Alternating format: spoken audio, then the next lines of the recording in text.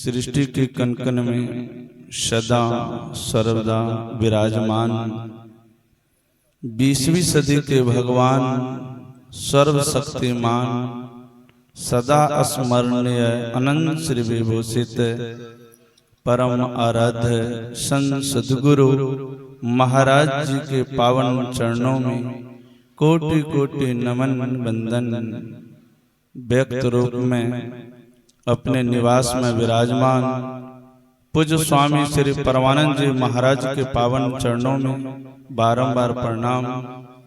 मंच पर विराजमान उपस्थित सभी साधु चरण, उपस्थित गुरुजन, सत्संग प्रेमियों, महानुभावों, आदरणीय माताओं तथा भक्तिमती बहनों, दूर दराज से सुन रहे ग्रामवासियों, नगर निवासियों, सबों के अंतःकरण में एक ही परम पिता परमात्मा के अंश होने के नाते सबों को अपना प्रणाम निवेदित करता हूँ।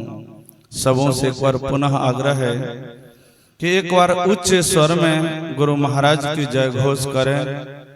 जय घोष की आवाज जहाँ तक पहुँचे वहाँ तक का वातावरण पवित्र और शुद्ध हो जाए। जो अभी तक नहीं आए हैं वे भी आ जाएं। कहिए श्री सद्गुरु महाराज की जय। आप सबों को विदित कराया गया परम श्रद्धेय श्री ब्रह्मदेव बाबू अपने निज निवास पर यह संतमत सभा बुलाए हैं। जो मैं सुबह में कहा था, उनके सुपुत्र को नौकरी हुआ है, वे जूनियर इंजीनियर बने हैं, उसी के खुशी में यह सत्संग करवा रहे हैं, जिसमें हम लोग सम्मिलित होकर संत महापुरुषों के कल्याणकारी वचनों को सुन समझकर पुण्य की भागी बन रहे हैं। अभी हम लोग पाठ को श्रवण किए हैं। पाठ के आधार पर प्रवक्ता से आप लोग प्रवचन भी सुने। अब मेरी बारी है, मैं अपने बारी में भी आप लोगों की कुछ काल सेवा करता हूं। तत्पश्चात पूज्य बाबा से भरपूर हम लोग विषय पर सुनेंगे, क्योंकि विषय तो बहुत लंबा हुआ है और लंबा विषय हुआ है तो समय भी लंबा चाहिए। इसलिए जब तक पूज्य बाबा नहीं पधारते हैं, मैं आप लोगों को संक्षिप्त रूप में सुनाता हूं। विरति चर्म अति ज्ञान मद, लोभ मोह रिपु मारे, जय पाइये सो हरि भक्ति देखो खगेश विचारी। हे पक्षीराज, काकभूषुंडी जी महाराज, गरुड़ जी महाराज काकभूषुंडी जी से कहते हैं, काकभूषुंडी जी महाराज गरुड़ जी से कहते हैं, पक्षी के राजा है गरुड़, तो कहते हे पक्षीराज, आप विचार करके देखिए कि हरि भक्ति वह शक्ति है कि जिसके सहारे वैराग की ढाल और ज्ञान की तलवार द्वारा अहंकार, लोभ, मोह रूप शत्रुओं को मारकर विजय प्राप्त की जाए, जिस पर सुबह में भरपूर खुलासा पूज्य बाबा से सुने हैं। उन्होंने ज्ञान और भक्ति संबंधी वार्ताओं को सुनकर गरुड़ जी से फिर काकभूषुंडी जी ने पूछा। 7 प्रश्न पूछे हैं। 7 प्रश्न बहुत लंबा प्रश्न है। तो सर्वप्रथम पहला जो प्रश्न है वह है, सबसे दुर्लभ कौन शरीर है? दूसरा है, बड़ा दुख कौन सा है? तीसरा है, भारी सुख कौन सा है? चौथा है, संतों और असंतों के क्या लक्षण है? पांचवा है, वेद विदित सबसे बड़ा पुण्य कौन सा है? छठा है, वेद विदित सबसे बड़ा पाप कौन सा है? और 7वां है, मन के रोग कौन कौन है? काकभूषुंडी जी कहने लगे। अब काकभूषुंडी जी महाराज गरुड़ जी को सुना रहे हैं। सबसे पहला प्रश्न का जवाब दिए हैं, नर्तन दुर्लभ नर्तन सम नहीं कवनो देहि, जीव चराचर जांचत जेहि। मनुष्य शरीर के समान कोई भी शरीर नहीं है, जिसको जड़ चेतन सभी जानते हैं। मनुष्य शरीर के समान 4 खान 84 लाख योनि में इनसे बड़ा शरीर कोई नहीं है। भगवान श्री राम ने कहा, बड़े भाग मानुष तन पावा, सुर दुर्लभ सब ग्रंथ हैं गावा। देवता से भी उत्तम यह मनुष्य का शरीर है। देवता भी इस मनुष्य शरीर के लिए ललाहित रहते हैं। देवता भी चाहते हैं कि एक बार मुझे भी मनुष्य का शरीर मिले। अच्छा, देवता मनुष्य शरीर क्यों चाहते हैं?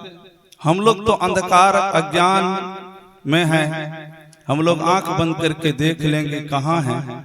आंख बंद करके देख लेंगे तो पता चल जाएगा लगे हाथ सबको कि हम लोग अंधकार में पड़े हैं।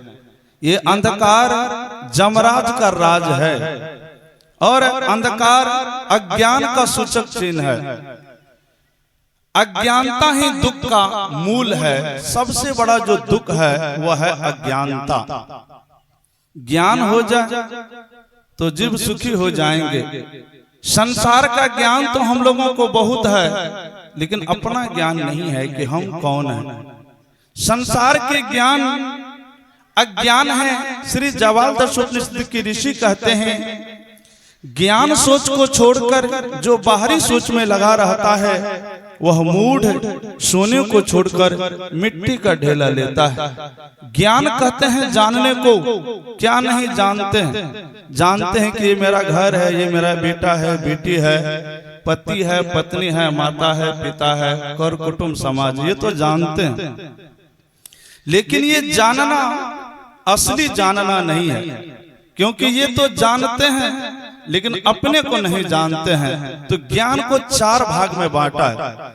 अभी जो हम सुना रहे हैं, आप लोग सुन रहे हैं, तो इनको कहते श्रवण ज्ञान। इस ज्ञान से भी पुण्य होता है।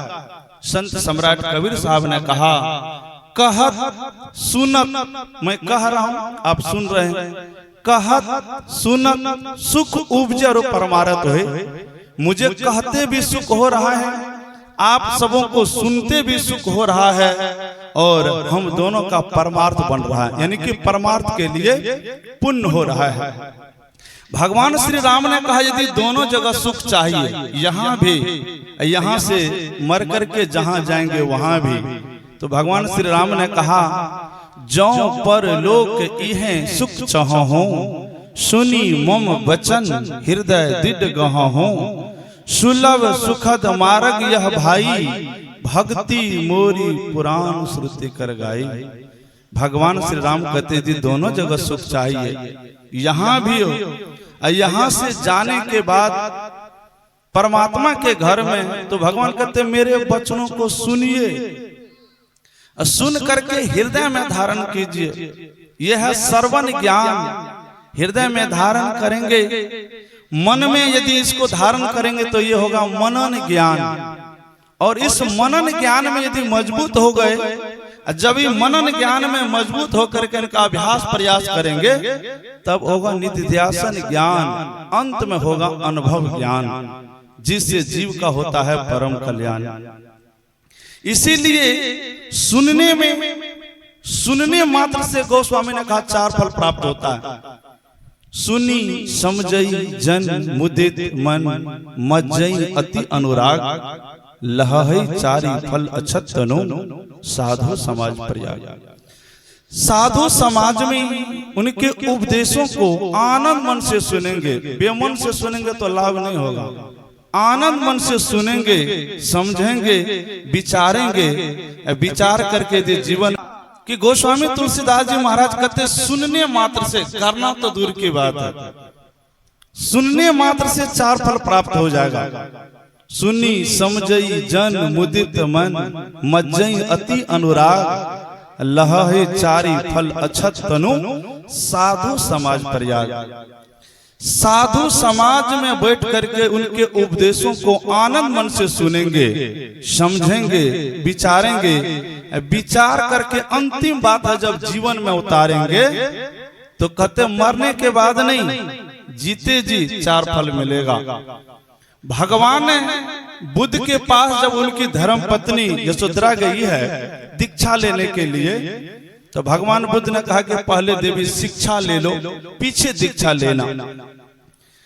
तो शिक्षा क्या दिए, यही सत्संग सुनाए। शिक्षा क्या दिए कि देवी बहुत सारे शास्त्रों को पढ़ लेने से, बहुत सारे दोहा चौपाई जान लेने से, बहुत बात को याद कर लेने से जीवन में कोई लाभ नहीं होता है जब तक अपने कृत, अपने कर्म, अपने आचरण में संतों की बात ना उतरे, ग्रंथों की बात ना उतरे तो कोई लाभ नहीं होता है। तो यहाँ तो लिखा हुआ है कि सुनने मात्र से 4 फल, अर्थ, धर्म, काम और मोक्ष।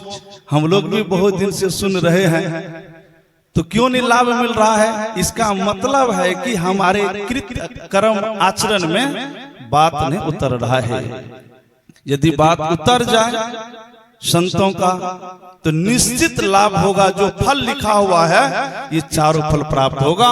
तो मैं विशेष आगे नहीं बढ़ते हुए अपने बानी में यही विराम देता हूँ। विराम देने से पहले